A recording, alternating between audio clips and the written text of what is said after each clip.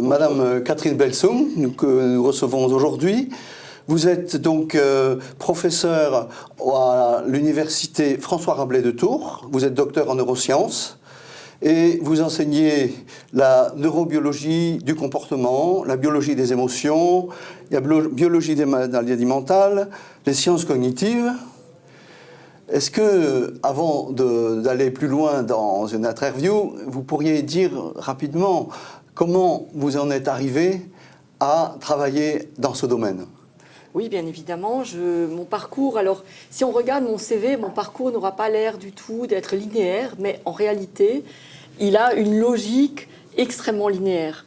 En réalité, quand j'étais en terminale et que je m'interrogeais sur le parcours, sur les études que je voulais entreprendre, il y a une seule chose qui m'intéressait, c'était comment une œuvre d'art peut m'émouvoir.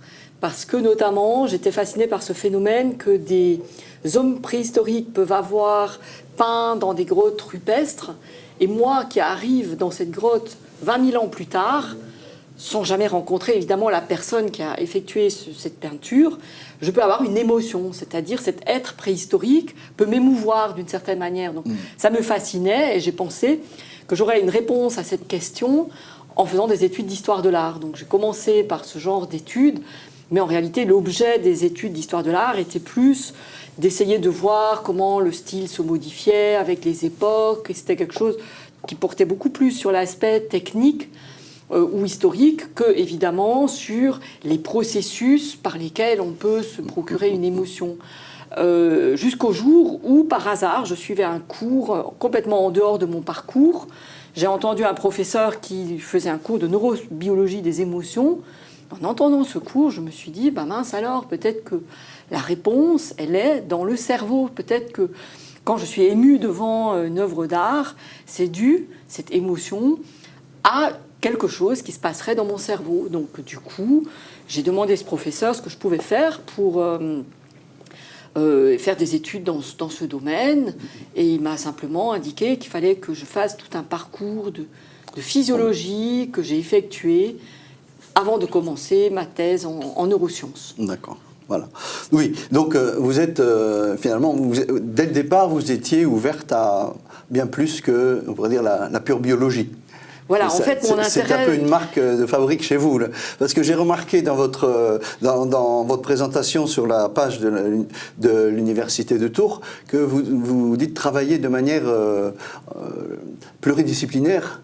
J'ai trouvé ça très intéressant, on y reviendra tout à l'heure. Mais voilà, je repère que finalement, déjà dès le début, il y avait peut-être ce petit fil rouge, vous intéresser à quelque chose de plus large que votre discipline. Si je puis dire, je suis rentrée dans ce champ par la thématique, par les émotions et non pas par la discipline. Voilà. Je pense que le plus souvent, les gens effectuent des travaux parce qu'ils ont choisi une discipline d'études et puis... voilà, étant neurobiologistes, ils vont finir par choisir là-dedans de faire la neurobiologie de la mémoire ou de la mathématique ou de ce qu'on veut, puisque les neurobiologistes maintenant s'intéressent à n'importe quoi. Alors c'est un sujet qu'on va creuser par la suite, un peu plus en détail, mais là, au moment où on parle de votre parcours, est-ce que dans ce parcours qu'on voit dès le début transdisciplinaire, est-ce que la question de la posture épistémologique s'est posée, parce que j'imagine qu'elle s'est posée, puisque vous veniez de l'histoire de l'art pour tomber dans la biologie. Est-ce que l'émotion est réductible à un algorithme ? Oui, évidemment, c'est une question, comment dirais-je, parce que notamment l'exemple que je vous ai indiqué en vous expliquant comment j'en suis venue à faire ce genre d'études est justement une émotion complexe, c'est-à-dire c'est l'émotion ressentie devant une œuvre d'art, c'est pas l'émotion ressentie devant un lion qui rentrerait dans ce studio en rugissant. Donc c'est une émotion qui n'est pas liée à une situation de survie immédiate. C'est donc justement des émotions dont on pense qu'elles sont plus spécifiquement humaines, puisqu'il s'agit d'émotions esthétiques, là en l'occurrence. On suppose que peut-être un animal ne ressent pas ce type d'émotion, alors qu'il va ressentir une émotion comme la peur ou la joie, probablement. Mais cette forme d'émotion qui, comment dirais-je, qui se base sur aussi quelque chose de culturel, puisque les préférences esthétiques est quelque chose qui est marqué par une culture, par une histoire.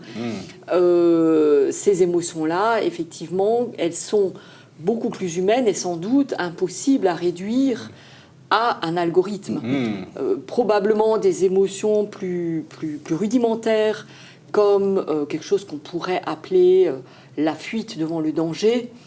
C'est quelque chose qu'il est assez facile, en réalité, de modéliser, de réduire à une équation, parce que l'équation, ce sera si danger, je mets en œuvre quelque chose pour me soustraire à ce danger. Autant cette forme d'émotion beaucoup plus complexe, quand transmise culturellement, qui requiert une expérience subjective, cette forme-là d'émotion, je pense, ne peut pas se réduire à un algorithme. Merci beaucoup. Donc ça, c'est notre première vidéo, mais nous allons rentrer maintenant dans le sujet après cette courte vidéo sur votre biographie, en fait sur votre parcours. Merci beaucoup. On a déjà fait 10 minutes.